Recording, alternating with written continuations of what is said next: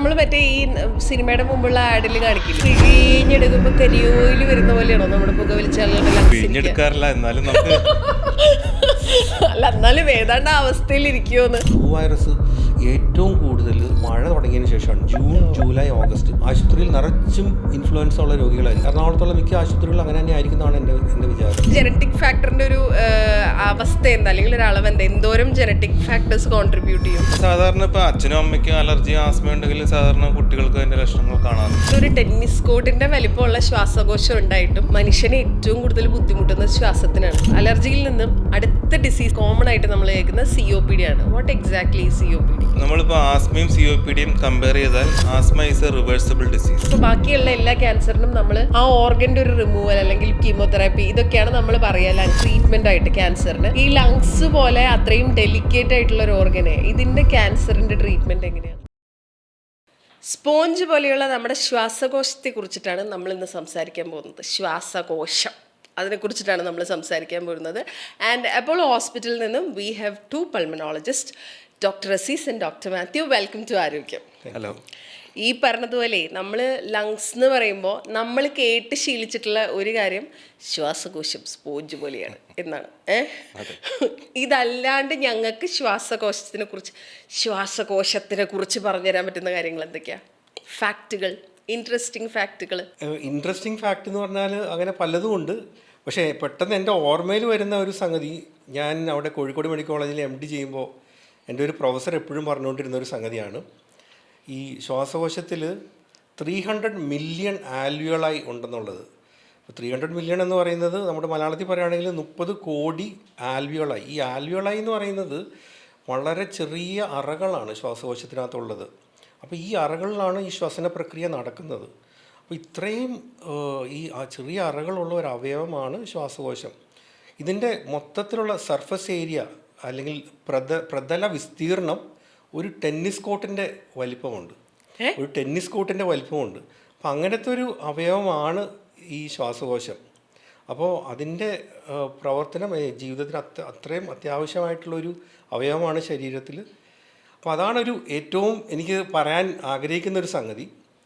പിന്നെ ഇതിനെപ്പറ്റി ഒരു ഇൻട്രസ്റ്റിംഗ് ആയിട്ടുള്ളൊരു ഫാക്റ്റ് എന്ന് പറയുന്നത്, നമ്മുടെ ശരീരത്തിൽ ഇപ്പോൾ വെള്ളത്തിൽ പൊങ്ങിക്കിടക്കുന്ന ഒരേ ഒരു അവയവം ശ്വാസകോശമാണ്. കാര്യം അതിൻ്റെ ഉള്ളിൽ വായു വന്ന് നിറയുന്നതുകൊണ്ട് ഒരാൾക്ക് നീന്തണമെങ്കിൽ ആ ശ്വാസകോശത്തിൻ്റെ ആ പ്രവർത്തനം, അതിനുള്ളിൽ വായു വന്ന് നിറയുന്നതുകൊണ്ടാണ് ഒരാൾക്ക് നീന്താനൊക്കെ സാധിക്കുന്നത്. ഇതൊക്കെയാണ് എൻ്റെ ഓർമ്മയിൽ ഇപ്പോൾ പെട്ടെന്ന് വരുന്നത്. ഇത്രയും, അതായത് ഒരു ടെന്നീസ് കോർട്ടിന്റെ വലിപ്പമുള്ള ശ്വാസകോശം ഉണ്ടായിട്ടും മനുഷ്യനെ ഏറ്റവും കൂടുതൽ ബുദ്ധിമുട്ടുന്നത് ശ്വാസത്തിനാണ്. ഇപ്പോഴും അതായത് നിങ്ങൾ പൾമനോളജിസ്റ്റുകൾക്ക് നല്ല തിരക്കില്ലേ? ഏറ്റവും കൂടുതൽ ആളുകൾ കംപ്ലൈൻറ്റ് ചെയ്യുന്നത് ഈ ലങ്സ് റിലേറ്റഡ് പ്രശ്നങ്ങളാണ്. അതായത് ഒരു ഡെയിലി ലൈഫ് സ്റ്റൈൽ ഡിസീസ് പോലെ പറയുന്നത്. അതിൽ നമുക്ക് let start with the basic allergy. അതായത് കുട്ടികൾ തൊട്ട് ഒരു പ്രായഭേദമന്യേ എല്ലാവർക്കും വരുന്ന രോഗമാണ് അലർജി. ആക്ച്വലി എന്താണ് അലർജി എന്ന് പറഞ്ഞാൽ? അലർജിയെ പറ്റി സിമ്പിളായിട്ട് പറയുകയാണെങ്കിൽ, നമ്മുടെ ശരീരം സാധാരണഗതിയിൽ അപകടകരമല്ലാത്ത പദാർത്ഥങ്ങളോട് നമ്മുടെ ശരീരം അമിതമായി പ്രതികരിക്കുന്ന ഒരവസ്ഥയാണ് അലർജി. അതായത് നമ്മൾ ഈ ബാഹ്യമായ പദാർത്ഥങ്ങൾ ഉള്ളിൽ പ്രവേശിക്കുന്നത് നമ്മൾ ശ്വസിക്കുന്നത് വഴിയാകാം, അല്ലെങ്കിൽ നമ്മൾ തൊലിപ്പുറത്ത് ഇറിറ്റേറ്റ് ചെയ്തിട്ട് അങ്ങനെയാകാം. ചില ഭക്ഷണങ്ങളിലെ ചില കണ്ടൻസ്, അല്ലെങ്കിൽ അതിൽ എന്തെങ്കിലും ഒരു പ്രത്യേക ഏതെങ്കിലും ഒരു കണ്ടൻ്റ് ആയിരിക്കും ഫുഡിൽ. അപ്പോൾ ഇതെല്ലാം നമ്മുടെ ബോഡി അതിനോട് അതിരൂക്ഷമായി പ്രതികരിക്കുന്നു. അതാണ് അലർജി എന്ന്. അപ്പം അതിൽ നമ്മുടെ ശരീരത്തിൽ ഹിസ്റ്റമിൻ തുടങ്ങിയ പ്രോട്ടീനുകൾ അല്ലെങ്കിൽ പദാർത്ഥങ്ങൾ ഉൽപ്പാദിപ്പിക്കപ്പെടുന്നു. അതുമൂലം നമുക്ക് മൂക്കടയാം, അല്ലെങ്കിൽ കണ്ണിലും മൂക്കിലൊക്കെ ചൊറിച്ചിൽ വരാം, തൊലിപ്പുറത്ത് ചൊറിച്ചിൽ വരാം, ചുമ വരാം. ഇതെല്ലാം അലർജിയുടെ ലക്ഷണങ്ങളാണ്. അപ്പോൾ ഈ അലർജി എന്ന് പറയുന്നുണ്ടല്ലോ, ഇപ്പോൾ അതായത് പണ്ടൊന്നും നമ്മളിപ്പോൾ എൻ്റെ അമ്മ അല്ലെങ്കിൽ അതിന് മുന്നത്തെ ജനറേഷനൊന്നും നമ്മൾ പറഞ്ഞു കേട്ടിട്ടില്ല ഈ എണീക്കുമ്പോൾ തന്നെ 10 തുമ്മൽ 15 തുമ്മൽ. ഇപ്പോൾ സോഷ്യൽ മീഡിയ തുറന്നാൽ അത് മാത്രമേ ഉള്ളൂ, നിങ്ങൾ തുമ്മാറുണ്ടോ, സൊല്യൂഷനുണ്ട് എന്ന് പറഞ്ഞിട്ട്. ഈ തുമ്മൽ അല്ലെങ്കിൽ അലർജി ഇത്ര കോമൺ ആവാനുള്ള കാരണം എന്താ? പണ്ടില്ല, പക്ഷെ ഇപ്പൊ നല്ല കോമൺ ആണ്. അതിന് പറയുന്ന ഒരു കാരണം ഹൈജീൻ ഹൈപ്പോത്തസിസ് എന്നൊരു കാരണമുണ്ട്. അതായത് പണ്ടൊന്നും നമ്മൾ കുട്ടികളെ ഇത്രയും ശ്രദ്ധിച്ച് വളർത്തിയിരുന്നില്ല. വൃത്തി കൂടിപ്പോയതാണ് പ്രശ്നം. അപ്പൊ നമ്മുടെ ശരീരം ജനനം മുതൽ തന്നെ അതുമായിട്ട് അഡ്ജസ്റ്റ് ചെയ്ത് പോകും. അതുകൊണ്ട് അവർക്ക് അലർജി ഒന്നും വരില്ല, അവർ സുഖമായിട്ട് അതുമായിട്ട് അഡ്ജസ്റ്റ് ചെയ്ത് പോകുന്നു. പക്ഷേ ഇപ്പോൾ നമ്മളെല്ലാം പ്രൊട്ടക്റ്റ് ചെയ്ത് കുട്ടികളെ വളർത്തുന്നതുകൊണ്ട് അവർക്ക് ചെറിയൊരു ഇതുപോലെയുള്ള ഒരു പുറത്തുനിന്ന് എന്തെങ്കിലും ശ്വാസകോശത്തിൽ പ്രവേശിക്കുക അല്ലെങ്കിൽ ഭക്ഷണം വഴി പ്രവേശിക്കുക ചെയ്തു കഴിഞ്ഞാൽ ബോഡി പ്രതികരിക്കും. വെറുതെ വഴി കൂടി പോയാൽ വരെ പ്രതികരിക്കുന്നത് അല്ലേ? ഓ, അപ്പൊ ശരിക്കും പറഞ്ഞാൽ കുട്ടികളെ വളർത്തുമ്പോൾ ഈ ചെളി പണ്ട് നമ്മൾ ചെയ്തിരുന്ന പോലെ ചെളിയിലും മണ്ണിലും ഒക്കെ കുതിർന്ന്. പക്ഷേ ഇതിലെല്ലാം മറ്റൊരു പ്രധാനപ്പെട്ട കാരണമുള്ളത് ജനറ്റിക് ഫാക്ടേഴ്സാണ്. ജനിതക കാരണങ്ങളുണ്ട്. അത് എല്ലാവർക്കും അലർജി വരുന്നില്ല. ചില കുടുംബങ്ങളിലാണ് അലർജി കൂടുതലുള്ളത്. അപ്പോൾ നമ്മുടെ ജനിതക ഘടനയിൽ അലർജി വരാനുള്ള ടെൻഡൻസി ഉണ്ട്. അങ്ങനെയുള്ളവർ ഈ ഒരു സാഹചര്യത്തിൽ ഈ ട്രിഗേഴ്സ് വരുമ്പോഴാണ് അലർജി ഒരാളെ അലർജിയുടെ പ്രവർത്തനം ആരംഭിക്കുന്നത്. അപ്പോൾ ഒരാൾക്ക് അലർജി ഉണ്ടെങ്കിൽ അയാളുടെ ആൻസിസ്റ്റേഴ്സിനെയാണ് സ്മരിക്കേണ്ടത്. അവരുടെ അടുത്ത് കിട്ടിയിട്ടുള്ളത്. അല്ലെങ്കിൽ ഇതിന്റെ ഒരു ജനറ്റിക് ഫാക്ടറിന്റെ ഒരു അവസ്ഥ എന്താ, അല്ലെങ്കിൽ ഒരു അളവ് എന്താ, എന്തോരം ജനറ്റിക് ഫാക്ടേഴ്സ് കോൺട്രിബ്യൂട്ട് ചെയ്യും? സാധാരണ ഇപ്പോൾ അച്ഛനും അമ്മയ്ക്കും അലർജി ആസ്മ ഉണ്ടെങ്കിൽ സാധാരണ കുട്ടികൾക്ക് അതിൻ്റെ ലക്ഷണങ്ങൾ കാണാറുണ്ട്. നമ്മളിപ്പോൾ ഗ്രാൻഡ് പേരൻസ് അല്ലെങ്കിൽ മുത്തച്ഛനോ മുത്തശ്ശിക്കോ അലർജി ഉള്ള പല കുട്ടികൾക്കും അവർക്കും അലർജി ആസ്മയും കാണാറുണ്ട്. ഇപ്പം ഒരു പാരന്റ്, ഇപ്പം ഞാൻ അലർജിക് ആണെങ്കിൽ എനിക്കുണ്ടാവുന്ന കുഞ്ഞുങ്ങൾക്ക് അല്ലെങ്കിൽ ഉണ്ടായ കുഞ്ഞുങ്ങൾക്ക് ഇപ്പോൾ ഉള്ള കുട്ടികൾക്ക് അലർജി ഇല്ലാണ്ടിരിക്കാൻ അല്ലെങ്കിൽ വരാതിരിക്കാൻ എന്തെങ്കിലും വഴിയുണ്ടോ? നമുക്ക് എടുക്കാൻ പറ്റുന്ന പ്രിക്കോഷൻസ് എന്തെങ്കിലും ഉണ്ടോ? അലർജി വരാനുള്ള സാധ്യത എപ്പോഴും ഉണ്ട്. അപ്പൊ അതുകൊണ്ടൊന്നും ചെയ്തിട്ട് കാര്യമില്ല എന്നാണോ? എനിക്കിതിനകത്തൊരു കാര്യം കൂട്ടിച്ചേർക്കാനുള്ളത്, നമ്മൾ പല പഠനങ്ങളിലും തെളിയിച്ചിട്ടുള്ളതാണ്. ഇപ്പോൾ ചെറുപ്പത്തിലെ നവജാത ശിശുവിന് ഈ മുലപ്പാൽ കൊടുത്തിട്ടുണ്ടെങ്കിൽ ഈ അലർജി ആസ്മ പോലെയുള്ള അവസ്ഥ അത് വരാനുള്ള സാധ്യത കുറവാണെന്ന് പല പഠനങ്ങളും തെളിയിച്ചിട്ടുണ്ട്. അപ്പോൾ അത് യൂറോപ്യൻ രാജ്യങ്ങളിലൊക്കെ അങ്ങനെ കാണാറുണ്ട്. ഇപ്പോൾ ഈ തീവ്രമായ അലർജി ആനഫിലാക്സിസ് എന്നൊക്കെ പറഞ്ഞ അവസ്ഥ അത് ഈ മുലപ്പാൽ കുടിച്ചിട്ടുള്ള കുട്ടികളിൽ വരാൻ സാധ്യത കുറവാണ്. അപ്പോൾ അങ്ങനെ ഒരു പ്രധാനപ്പെട്ട ഒരു സംഗതി തന്നെയാണത്. അപ്പം ന്യൂ ബോൺ ബേബീസിന് പാല് കൊടുക്കുക, പ്രത്യേകിച്ച് നിങ്ങൾ അലർജിക്ക് ആണെങ്കിൽ എന്തായാലും പാല് കൊടുക്കാന്ന് അല്ലേ? ഇപ്പം അലർജി വരുമ്പോൾ ഇപ്പം നമ്മളെല്ലാവരും പറയുന്ന ഒരു കാര്യമാണ്, അലർജി ഉള്ള ആളുകൾ എല്ലാവരും തന്നെ ഇൻഹെയിലർ ഉപയോഗിക്കുന്ന ആളുകളാണ്. ഈ അലർജിക്ക് ഇൻഹെയിലർ മാത്രമാണോ ട്രീറ്റ്മെന്റ്? അലർജിയുടെ നമുക്ക് ഇപ്പോൾ ഇൻഹേലറുകൾ ഉപയോഗിക്കുന്നത് നമ്മൾ പ്രധാനമായിട്ട് ആസ്മ ഉണ്ടാകുമ്പോഴാണ്. അപ്പോൾ ആസ്മയുടെ പ്രധാനപ്പെട്ട ഒരു കാരണമാണ് അലർജി. എല്ലാ അലർജിയും ആസ്മയായിട്ട് മാറും? ഇല്ല, എല്ലാ അലർജി ഉള്ളവർക്ക് ആസ്മ വരണമെന്നില്ല, നിർബന്ധമില്ല. അതുപോലെ ആസ്മയുടെ പല കാരണങ്ങളിൽ പ്രധാനപ്പെട്ട ഒരു കാരണമാണ് അലർജി. മാത്രമാണ് അലർജി അല്ലെ? ആസ്മ അലർജി ഉള്ളവർക്ക് മാത്രം വരണമെന്നുമില്ല അല്ലെ? അപ്പൊ ഈ അലർജിയുടെ ട്രീറ്റ്മെന്റുകൾ എങ്ങനെയാ? പിന്നെ അലർജിയുടെ ട്രീറ്റ്മെന്റ് ഇപ്പൊ അലർജിക്ക് നമ്മൾ പ്രധാനമായും നമ്മൾ കൊടുക്കുന്നത് ആൻറ്റി അലർജി ടാബ്ലറ്റ്സ് ആണ്. ആൻറ്റി ഹിസ്റ്റമിൻസ് എന്ന് പറയുന്ന ഗുളികളാണ് പ്രധാനമായിട്ടും കൊടുക്കുന്നത്. പിന്നെ ഏത് തരം അലർജിയാണെന്നുള്ളത് അനുസരിച്ചിരിക്കും. ഇപ്പോൾ ഒരാൾക്ക് ത്വക്കിൻ്റെ അലർജി ആണെങ്കിൽ ഈ അലർജിയുടെ ഗുളികൾ അല്ലാതെ തന്നെ അത് ത്വക്കിലപ്പോൾ അവർ ഡെർമറ്റോളജിസ്റ്റ് അവിടെ തൊലിപ്പുറത്ത് പരട്ടാനുള്ള മരുന്നുകളും ടോപ്പിക്കൽ മെഡിക്കേഷൻസ് കൊടുക്കും. പിന്നെ ഇപ്പം നമ്മൾ മൂക്കിൻ്റെ അലർജിയാണെന്ന് വിചാരിക്കും. മൂക്കിൻ്റെ അലർജി എന്ന് പറഞ്ഞാൽ അവർക്ക് തുമ്മൽ, മൂക്കൊലിപ്പ്, മൂക്കടപ്പ് അങ്ങനെ പലതും ഉണ്ടാവും. അപ്പോൾ അവർക്കൊക്കെ ഒരു ടോപ്പിക്കൽ അവിടെ മൂക്കിലോട്ട് അടിക്കുന്ന ഒരു സ്പ്രേ, നെയ്സൽ സ്പ്രേ, അതിനകത്ത് വളരെ ചെറിയ അളവിലുള്ളൊരു സ്റ്റിറോയിഡ് അതിനകത്ത് അടങ്ങിയിട്ടുണ്ടാവും. അതാണ് അലർജിക് പ്രവണതയെ തടയുന്നത്. ശ്വാസകോശത്തെ സംബന്ധിച്ചുള്ള അലർജി ആണെങ്കിൽ, അലർജിക് ആസ്മയാണെങ്കിൽ നമ്മൾ ഇൻഹെയിലർ ആണ് ഏറ്റവും പ്രധാനമായിട്ട് നമ്മൾ ഉപയോഗിക്കുന്നത്. മിക്ക രോഗികളിലും, ആസ്മ ഉള്ള മിക്ക അതിൽ നമ്മൾ ഇൻഹേലറാണ് നമ്മൾ കൊടുക്കുന്നത്. പിന്നെ ചിലർക്ക് നമ്മൾ മോണ്ടിലൂക്കാസ്റ്റ് എന്ന പേരുള്ളൊരു ഗുളിക കൊടുക്കാറുണ്ട്. അതിൻ്റെ ഈ ആസ്മ, ഈ അലർജിക് പ്രവണതയുടെ അതിൻ്റെ ഒരു അടിസ്ഥാന കാരണത്തെ അത് തടയുന്ന ഒരു ഗുളികയാണ്. അത് സാധാരണ നമ്മളത് രാത്രിയിലാണ് നമ്മൾ രോഗികളോട് കഴിക്കാൻ പറയുന്നത്. അപ്പോൾ ഈ അലർജി എന്ന് പറയുന്നത് വൺസ് ഒരാൾ അലർജിക് ആണ്, അയാൾക്ക് അലർജി ഉണ്ടെങ്കിൽ ഈസ് ഇറ്റ് ക്യൂറബിൾ? അല്ലെങ്കിൽ നമ്മളിപ്പോൾ ഈ കൊളസ്ട്രോൾ അല്ലെങ്കിൽ BP ഒക്കെ കൊണ്ടുപോകുന്നത് ഇതിങ്ങനെ കൺട്രോളിൽ കൊണ്ടുപോകാനേ പറ്റുള്ളൂ? ചിലർക്ക് ഇത് ഒരു താൽക്കാലികമായി വരുന്ന ഒരു അവസ്ഥയാവാം. താൽക്കാലികമായി വരുന്ന ഒരു അവസ്ഥയാവാം. അത് ചിലപ്പോൾ കുറച്ച് കഴിയുമ്പോൾ അവർക്ക് ആ ലക്ഷണങ്ങൾ വീണ്ടും വരണമെന്നില്ല. പക്ഷേ അവർക്ക് ജനിതകമായ ഘടകങ്ങളുമായിട്ട് അലർജി ഉള്ളവരാണെങ്കിൽ നമ്മൾ ചില രക്തപരിശോധനകളൊക്കെ ചെയ്യും. അപ്പോൾ IG എന്ന് പറയുന്ന ഒരു പരിശോധനയുണ്ട്. IG എന്ന് പറയുന്ന രക്തത്തിലൊരു പ്രോട്ടീനാണ്. ഇത് അവർക്ക് ജനിതകമായി ഒരു അലർജി പ്രവണത ഉണ്ടെങ്കിൽ ഈ IG വളരെ കൂടുതലായിട്ട് നിൽക്കും. ഇപ്പോൾ ഡോക്ടർ അസീസ് പറഞ്ഞ പോലെ ഇതിനകത്ത് എൻവയറൺമെൻറ്റൽ ഫാക്ടേഴ്സും ഉണ്ട്, ഈ പരിസ്ഥിതി സംബന്ധമായിട്ടുള്ള സംഗതികളും ഉണ്ട്. പക്ഷേ ഈ IG ഒക്കെ കൂടുതലായി നിൽക്കുന്ന ആളുകൾക്ക് അവർക്ക് ദീർഘകാലം ഈ അലർജിയുടെ ലക്ഷണങ്ങൾ ഉണ്ടായെന്നിരിക്കാം.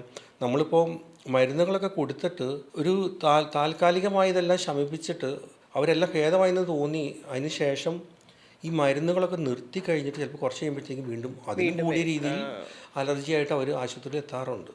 നമ്മളിപ്പോൾ ഈ അലർജിയുടെ സ്പ്രേയുടെ നെയ്സൽ സ്പ്രേയുടെ കാര്യം ഡോക്ടർ പറഞ്ഞല്ലോ. നെയ്സൽ സ്പ്രേ എന്ന് പറയുമ്പോൾ ആളുകൾ അത് ഉപയോഗിക്കാൻ ഒരു മടി കാണിക്കുന്നതെന്ന് ഈ പറഞ്ഞ പോലെ അതൊരു സ്റ്റെറോയിഡാണ്. അത് ഉപയോഗിച്ച് കഴിഞ്ഞാൽ ഇപ്പം നമുക്ക് അതല്ലാത്ത വേറെ രോഗങ്ങൾ വരും, അതിന് സൈഡ് എഫക്റ്റ് ഉണ്ട് എന്നൊക്കെ പറഞ്ഞിട്ടാണ്. അപ്പോൾ ഇതിൻ്റെ ഉത്തരം ഞാൻ ആൾക്കാരോട് പറയുന്നത്, ഈ സ്റ്റെറോയിഡ് എന്ന് പറയുമ്പോൾ എല്ലാവർക്കും ഒരുതരം ഭയങ്കരമായ പേടിയാണ്. അതെന്തോ ഭയങ്കര പ്രശ്നമുള്ള സാധനമാണെന്ന്. ഇത് അല്ലാതെ അങ്ങനെയാണ് ഞങ്ങൾ മനസ്സിലാക്കി വെച്ചേക്കുന്നത്. സ്റ്റെറോയിഡ് കാര്യം, നമ്മൾ ഈ സ്റ്റെറോയിഡിൻ്റെ പാർശ്വഫലങ്ങളെ പറ്റിയിട്ടാണ് നമ്മൾ കൂടുതലും കേട്ടിട്ടുള്ളത്. പക്ഷേ ഈ നെയ്സൽ സ്പ്രേ ഇൻഹേലറുകളിലൊക്കെ ഉള്ള സ്റ്റെറോയിഡ് എന്ന് പറയുന്നത് വളരെ വളരെ ചെറിയ ഒരു അളവ് മാത്രമേ ഉള്ളൂ. അപ്പോൾ ഒരു മില്ലിഗ്രാം പോലും ഇല്ല, മൈക്രോഗ്രാം അങ്ങനത്തെ വളരെ ചെറിയ അളവിൽ മാത്രമേ സ്റ്റെറോയിഡ് ഉള്ളൂ. അപ്പോൾ ഇത് ഒത്തിരി ഗവേഷണങ്ങളിൽ, പതിറ്റാണ്ടുകളുടെ ഗവേഷണങ്ങൾ എന്ന് വേണമെങ്കിൽ പറയാം, അതിൽ തെളിയിച്ചിട്ടുള്ളതാണ് ഈ മരുന്നുകളാണ് ഈ അസുഖത്തെ അല്ലെങ്കിൽ ഈ അലർജിക് പ്രവണതയെ ഏറ്റവും നന്നായി ശമിപ്പിക്കുന്നത്, ആ രോഗത്തെ പിടിച്ച് നിർത്തുന്നത്. ഇതിലും ഭേദപ്പെട്ട ഒരു മരുന്നുണ്ടെന്ന് വേറെ ആരും തെളിയിച്ചിട്ടില്ല, വേറെ ഒരു ശാസ്ത്രവിഭാഗത്തിലും തെളിയിച്ചിട്ടുണ്ടെന്ന് എനിക്ക് തോന്നുന്നില്ല. അങ്ങനെ ഉണ്ടെങ്കിൽ പിന്നെ നമ്മൾ അതല്ലേ ഉപയോഗിക്കുകയുള്ളൂ. ഇപ്പോൾ നമ്മളിപ്പോൾ ഈ മൂക്കിൻ്റെ അലർജി അല്ലെങ്കിൽ ലങ്സിൻ്റെ അലർജിയുള്ള ആളുകളൊക്കെ അവരുടെ അടുത്ത് ചോദിച്ചിട്ടുണ്ടെങ്കിൽ ഏത് മരുന്നുകൊണ്ടാണ് അവരുടെ രോഗലക്ഷണങ്ങൾ ശമിച്ചതെന്ന് ചോദിച്ചിട്ടുണ്ടെങ്കിൽ അവർ തന്നെ അതിന് ഉത്തരം പറയും, അത് ആ നെയ്സൽ സ്പ്രേ ഉപയോഗിച്ചപ്പോൾ നല്ലോണം കുറഞ്ഞിട്ടുണ്ട്. അപ്പോൾ അതാണ് അതിൻ്റെ ഉത്തരം. നമുക്ക് സ്റ്റിറോയിഡ് അല്ല നമുക്ക് പറയാൻ പറ്റില്ല. നമുക്ക് സത്യസന്ധമായിട്ട് നമ്മൾ ഉത്തരം പറയുന്ന സ്റ്റിറോയിഡാണ്, പക്ഷെ അത് വളരെ ചെറിയ അളവേ ഉള്ളൂ. അതിൻ്റെ പാർശ്വഫലങ്ങൾ എന്ന് പറയുന്നത് വളരെ ചെറിയ രീതിയിലുള്ള പാർശ്വഫലങ്ങളെ കാണാറുള്ളൂ. അപ്പോൾ അത് നമ്മൾ ഏതൊക്കെയാണ് സംഭവിക്കാൻ സാധ്യത ഉള്ളത് എന്ന് അവരോട് പറഞ്ഞു കൊടുക്കും. അത് തടയാനുള്ള മാർഗങ്ങളും നമ്മൾ അവരോട് വ്യക്തമായി പറഞ്ഞു കൊടുക്കും. ഇപ്പം പാർശ്വഫലങ്ങൾ എന്ന് പറഞ്ഞുകൊണ്ട് ഞാൻ പറയാം, എന്തൊക്കെയായിരിക്കും ഇപ്പം വളരെ പെരിഫറലായിട്ട് പറഞ്ഞാൽ എന്തൊക്കെയാണ് അതിൻ്റെ സൈഡ് ഇഫക്ട്സ്? ഇപ്പോൾ നെയ്സൽ സ്പ്രേയുടെ നമ്മളിപ്പോൾ പറയുകയാണെങ്കിൽ അതിപ്പോൾ അത് ഉപയോഗിക്കുന്ന രീതി തെറ്റാണെങ്കിൽ, അപ്പോൾ അത് നമുക്കറിയാമല്ലോ, മൂക്കിനകത്തൊരു സെപ്റ്റം എന്ന് പറയുന്ന ഒരു അവയവമുണ്ട്. ഈ മൂക്കിൻ്റെ രണ്ട് വശത്തെയും വേർതിരിക്കുന്ന രണ്ട് മൂക്കിന്റെ പാലം എന്ന് പറയുന്നതാണ്. അപ്പോൾ നമ്മളിപ്പോൾ ഈ നെയ്സൽ സ്പ്രേ ഉപയോഗിക്കുമ്പോൾ തെറ്റായിട്ട് ഉപയോഗിക്കുകയാണെങ്കിൽ, ആ സ്പ്രേ അടിക്കുന്ന നേരെ ഈ സെപ്റ്റത്തിൽ ചെന്ന് കൊള്ളുകയാണെങ്കിൽ, അത് നിരന്തരം ആ സെപ്റ്റത്തിൽ ചെന്ന് ആ സ്പ്രേ അടിക്കുകയാണെങ്കിൽ ആ സെപ്റ്റത്തിൽ ഒരു ദ്വാരം, സുഷിരം ഉണ്ടാവാനുള്ള സാധ്യതയുണ്ട്. അപ്പോൾ അതുകൊണ്ടാണ് നമ്മളിപ്പോൾ നമ്മുടെ ആശുപത്രിയിൽ നമ്മൾ വളരെ വ്യക്തമായിട്ട് അത് എങ്ങനെയാണ് ഉപയോഗിക്കേണ്ടതെന്നുള്ളത്, ആ സെപ്റ്റത്തിൽ കൊള്ളാത്ത വിധത്തിൽ അടിക്കേണ്ട രീതി, അത് വളരെ ഇപ്പോൾ നമ്മളെല്ലാ നെയ്സൽ സ്പ്രേ ഉണ്ടാക്കുന്ന എല്ലാ കമ്പനിക്കാരും അത് അവരുടെ ഇൻസ്ട്രക്ഷൻസിനകത്ത് പറയുന്നതാണ്. അപ്പോൾ അത് ആ കൃത്യമായ രീതിയിൽ അത് ഉപയോഗിച്ചിട്ടുണ്ടെങ്കിൽ സെപ്റ്റത്തിൽ പോയി ആ മരുന്ന് അവിടെ കൊള്ളില്ല. അപ്പോൾ അതുകൊണ്ട് അത് വരുന്നത് തടയാൻ സാധിക്കും. അപ്പോൾ ഈ നെയ്സൽ സ്പ്രേ, ഈ സാധാരണ അലർജിക്കുള്ള ഈ നെയ്സൽ സ്പ്രേ ഒരു ജീവിതകാലം മുഴുവൻ ഉപയോഗിച്ചാലും കാര്യമായിട്ടുള്ള കുഴപ്പം ആർക്കും സംഭവിക്കാറില്ല. നമ്മുടെ ആളുകൾക്ക് കൂടുതൽ പേടിയുള്ളത് നെയ്സൽ സ്പ്രേനേക്കാളും കൂടുതൽ ആസ്മയ്ക്ക് ഉപയോഗിക്കുന്ന ഇൻഹേലറുകളെ പറ്റിയാണ്. നെയ്സൽ സ്പ്രേ ഉപയോഗിക്കുന്നവർക്ക് ഇൻഹേലർ ഉപയോഗിക്കാൻ മടിയാണ്. എന്തോ ആളുകളുടെ ധാരണ ഇൻഹേലറിൽ ഡോസ് കൂടുതലാണ്, അത് അഡിക്ഷൻ ഉണ്ടാക്കും, ഇങ്ങനെ കുറച്ച് വൺസ് ഒരാൾ ഇൻഹേലർ തുടങ്ങി കഴിഞ്ഞാൽ പിന്നെ ജീവിതകാലം മുഴുവൻ അയാൾ അത് ഉപയോഗിക്കണം എന്നാണല്ലോ പറയാ. അങ്ങനെയാണ് മനസ്സിലാക്കി വെച്ചിട്ടുള്ളത്.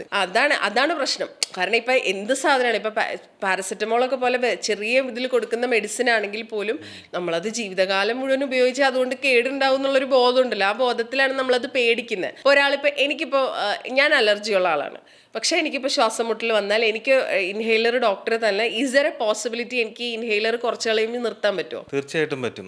നമ്മളിപ്പോൾ ആസ്മയ്ക്ക് ഇൻഹേലർ സ്റ്റാർട്ട് ചെയ്യുന്ന ഇനീഷ്യൽ സ്റ്റേജ്, അതായത് ലഘുവായ അസുഖത്തിൽ നമ്മൾ ഇൻഹേലർ കൊടുക്കുന്നത് അത് ആവശ്യമുള്ളപ്പോൾ മാത്രം ഉപയോഗിക്കുക എന്നുള്ള രീതിയിലാണ്. അപ്പോൾ ആ സമയത്തൊക്കെ അത് ആവശ്യമുള്ള സമയത്ത് ഉപയോഗിച്ച് കഴിഞ്ഞാൽ റിലീഫ് കിട്ടും. പിന്നെ അവർക്ക് ഇടയ്ക്കൊക്കെ ഇതിൻ്റെ ലക്ഷണങ്ങൾ ഉണ്ടാവുള്ളൂ. ആ സമയത്ത് അവർക്ക് ഉപയോഗിച്ചാൽ അത് കുറവ് കിട്ടും. പക്ഷേ ഈ അസുഖം കുറച്ചുകൂടി മോശമായി കഴിഞ്ഞാൽ അവർക്ക് അതിൻ്റെ ഫ്രീക്വൻസി കൂടും. അതായത് ഒരാഴ്ചയിൽ തന്നെ പലവട്ടം ഉപയോഗിക്കേണ്ടി വരും. അങ്ങനെയുള്ള സ്റ്റേജിലെത്തുമ്പോൾ നമ്മൾ ഡെയിലി ഇൻഹേലേഴ്സ് കൊടുക്കാറുണ്ട്. അത് മിക്കവാറും 2 നേരം ഉപയോഗിക്കുന്ന ഇൻഹേലറുകളാണ് കൊടുക്കുന്നത്. ഇതിൽ മിക്കവാറും രോഗികൾ ആശുപത്രി വരുമ്പോൾ ഈ സ്റ്റേജിലായിരിക്കും വരുന്നത്.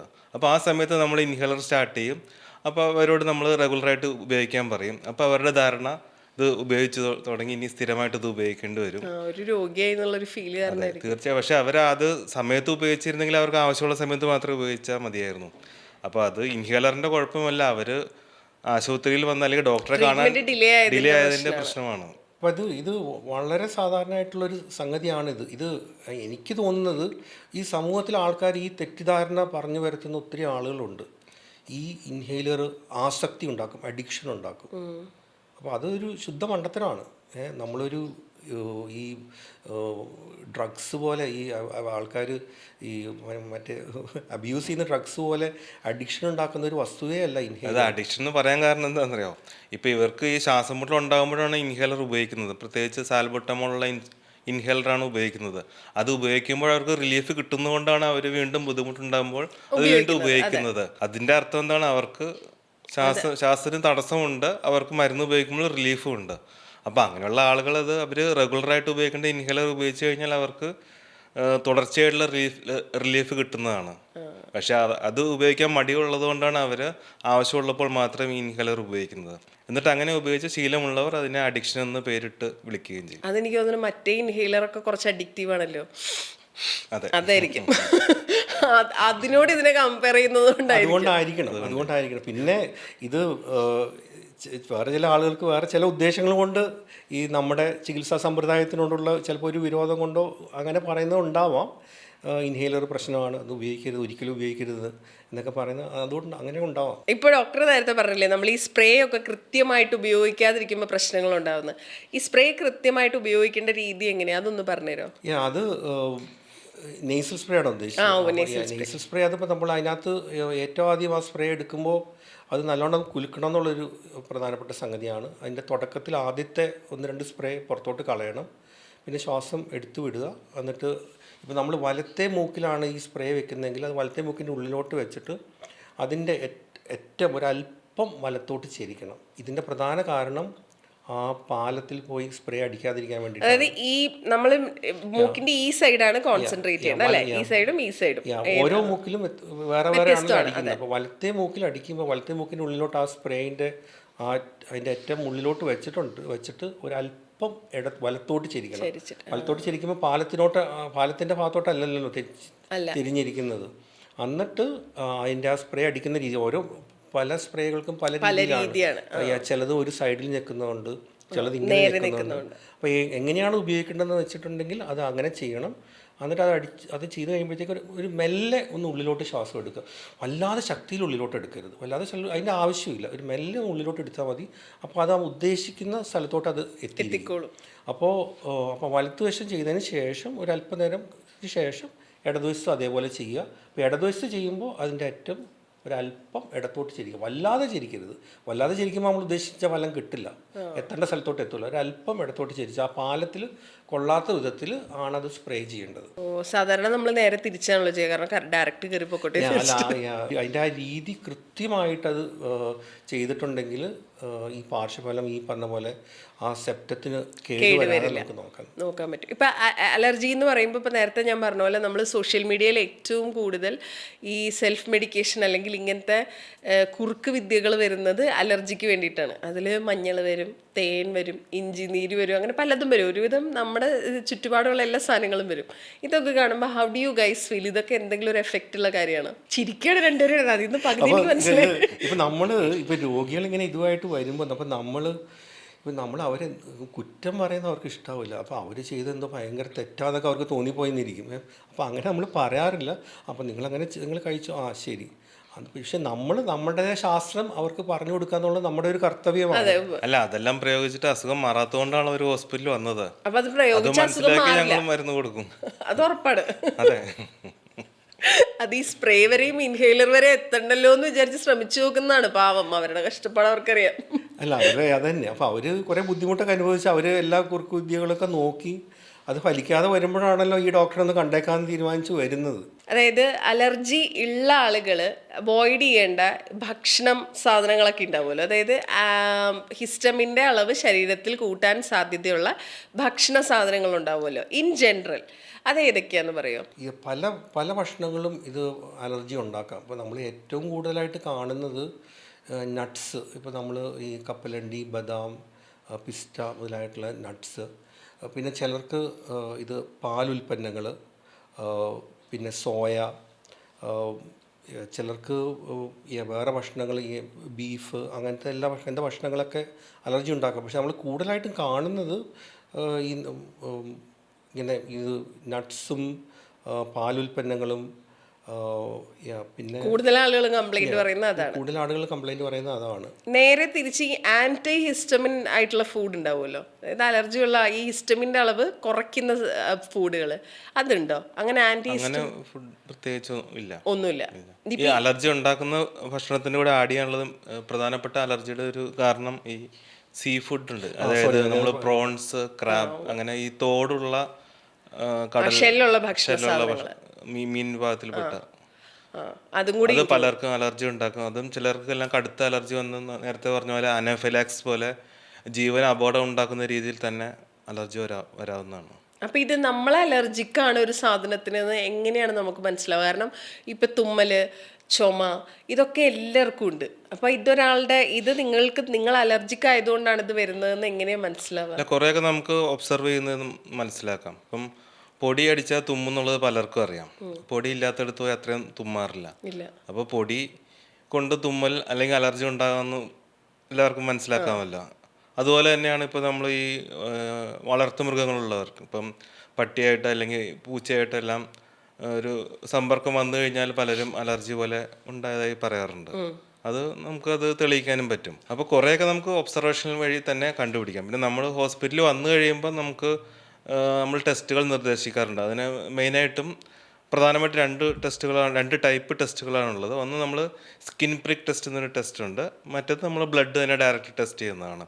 സ്കിൻ പ്രിക്ക് ടെസ്റ്റ് എന്ന് വെച്ചാൽ നമ്മുടെ അലർജൻസിൻ്റെ എക്സ്ട്രാക്റ്റ് നമ്മൾ പ്രിപ്പയർ ചെയ്ത് നമുക്ക് ഹോസ്പിറ്റലുകളിലുണ്ടാവും. അപ്പോൾ അതിൻ്റെ ഒരു തുള്ളി നമ്മൾ ഈ കയ്യിൽ ഇറ്റിച്ച് കഴിഞ്ഞിട്ട് അതിലൊരു ചെറിയൊരു നീഡിൽ വെച്ച് നമ്മൾ പ്രിക്ക് ചെയ്യും. അത് ജസ്റ്റ് ഉള്ളിലേക്ക് തൊലിയുടെ അടി വരെ പ്രിക്ക് ചെയ്യും. അപ്പോൾ അവിടെ അതിന് അലർജി ഉണ്ടെങ്കിൽ അവിടെ ഒരു റിയാക്ഷൻ വന്ന് നമുക്കത് മെഷർ ചെയ്യാൻ പറ്റും. പക്ഷേ ഇത് ഈ സ്കിൻ പ്രിക്ക് ടെസ്റ്റ് ഉണ്ടല്ലോ, അത് നമ്മൾ എത്ര ഫുഡിന് അല്ലെങ്കിൽ എത്ര ഐറ്റംസിന് ചെയ്യും? നമുക്കൊരു പാനലായിട്ട് അത് അവൈലബിൾ ആണ്. അപ്പോൾ അതൊരു 30 മുതൽ 50 വരെയുള്ള